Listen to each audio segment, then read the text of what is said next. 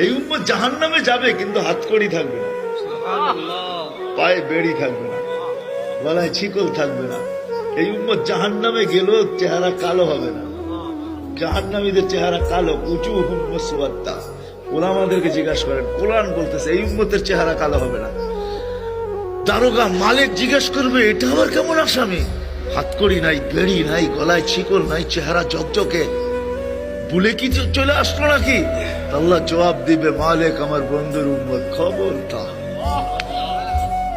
জিজ্ঞেস করবে, হাতকড়ি নাই কেন আল্লাহ? তো বলছে, এই হাত জীবনে একবারও যদি উঁচুতে ব্যবহার হয়ে থাকে, এই হাতে হাতকড়ি লাগে না। পায়ে বেড়ি নাই, যেই পাও জীবনে একবারও আমার ঘরের দিকে হাইটা গেছে, ওই পায়ে বেড়ি লাগে না মালিক। বলে, চেহারা কালো হয় না কেন? বলে, যেই কপাল একবার আমার কুদরতি পায়ে লাগছে, ওই চেহারা কোনোদিন কালো হয় না। ওই গলায় কোনোদিন বেড়ি লাগে না। 3 জায়গায় আগুন লাগাবে না, চেহারা, হাতে, পায়ে, বাকি শরীরে লাগায় দাও।